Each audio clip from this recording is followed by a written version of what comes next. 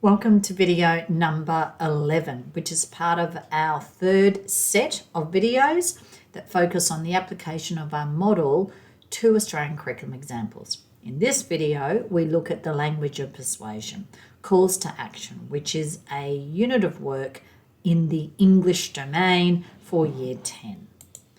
We know that our model focuses on collaborative inquiry to build self-regulation through cognitive, emotional, and behavioural engagement for student-to-student online engagement.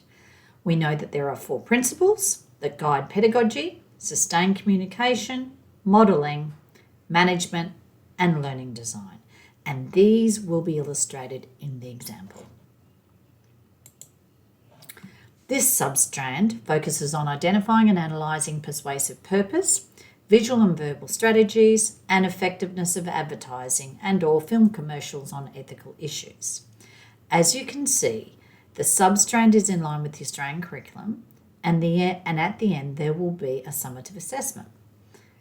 Students are to prepare an advertising brief in which they create, develop, and promote an ad on an environmental issue of their choice.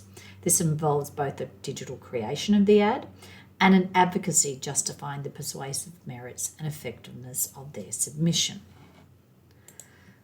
The unit focuses on various aims, for example, analysing a range of persuasive texts, including persuasive speeches and advertisements that address ethical issues and position readers, viewers to take action.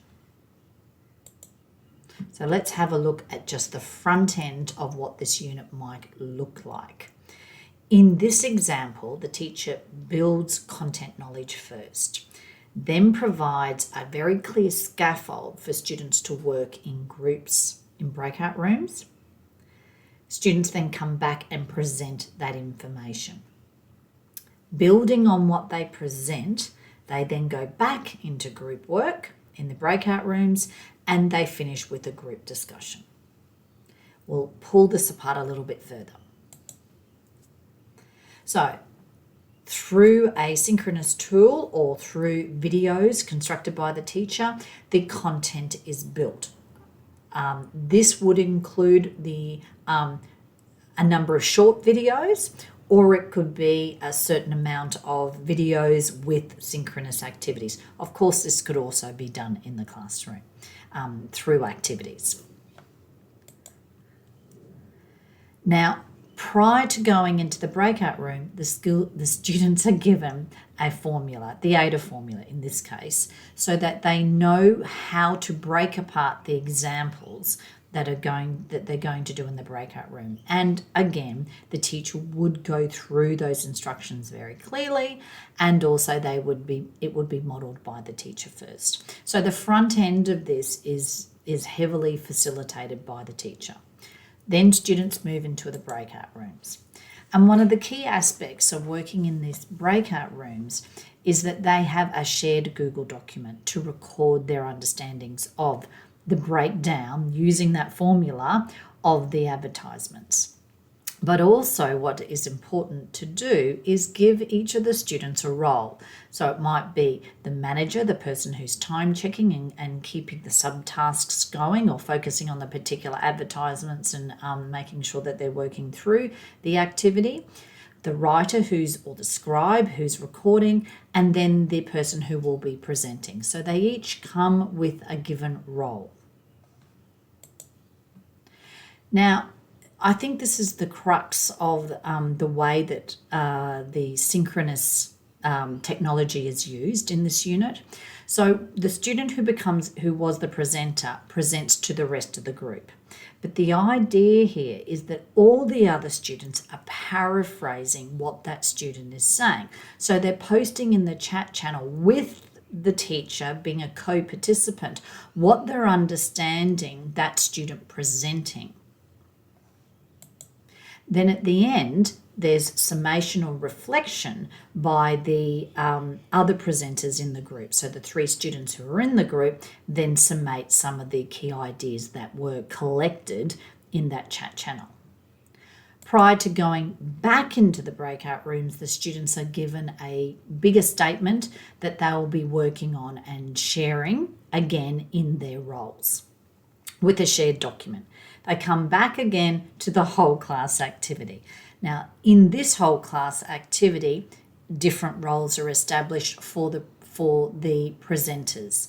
They might respond to that question with a different positioning in mind. They might be objective, emotional, pessimistic, or optimistic. So they're responding to that group statement using a particular role. The other students who aren't presenting are in the chat channel again with the teacher, and then they're paraphrasing but also putting forward arguments at that time in response to the objective, emotional, pessimistic and optimistic discussion. So what is happening here is that the students have particular roles, and you're trying to engender or engage students actively by giving them these roles.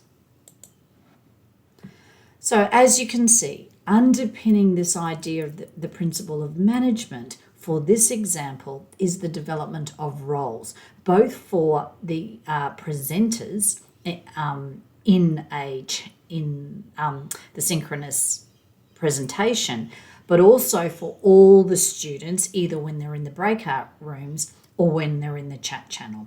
So the establishment of protocols and procedures is where we're actually developing the ideas around management. So these type of things support time management skills for students. They get to you observe conduct and academic honesty. So, there's demonstrations because you're there with the students helping them and modelling for them. You promote full participation. You effectively monitor the tone and emotion of the communication with the students. You encourage and support communication between the students, and you foster participation and collaboration. And you actually are a participant who is really managing that communication through the role, but also by being a co-participant. So the chat channel matters, and thank you for listening to this English example, and we'll move on to the next example in another curriculum domain. Thank you.